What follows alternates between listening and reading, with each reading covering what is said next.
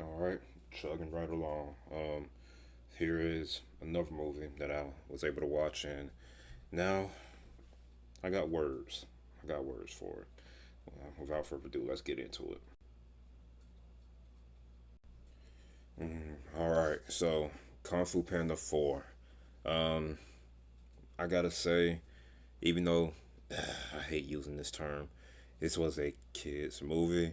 Um, it felt more like a cash grab to me.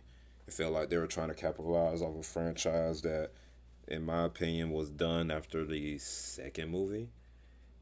Yeah, after the second movie, and they did a whole series about it on Nickelodeon with totally different voice actors and stuff like that. And it's four feels like they just wanted to capitalize off this franchise before they put it to bed for good.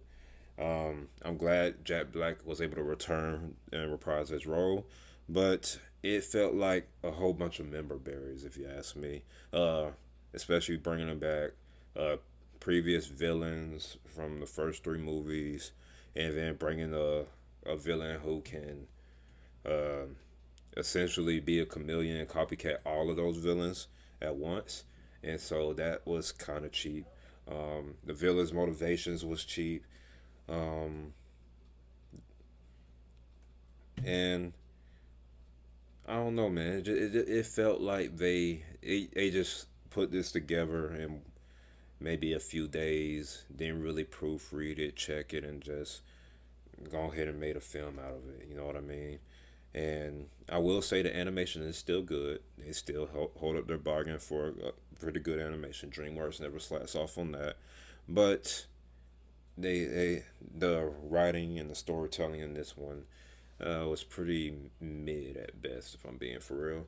Um, they did try to start off with them catching up with Poe and trying to progress his character because in this movie now he's essentially been Dragon Warrior for a while, but now he's got to step into the role of mentor and teacher and basically pass his role down to somebody else because he can't be the Dragon Warrior forever, right?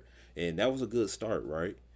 And the protege that they introduced, I think that she was a good dichotomy from what Poe is and how the fox, I guess you could call her a fox. The fox was raised up in her upbringing in a thieving city where she had to scrape by just to live and have to do terrible things to survive.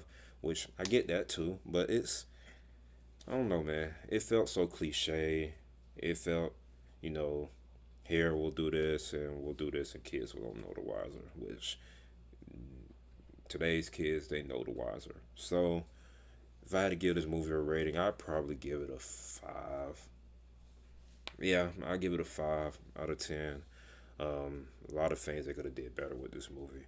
Honestly, this was if this movie didn't exist, I wouldn't bat an eye over losing it. So that's just me.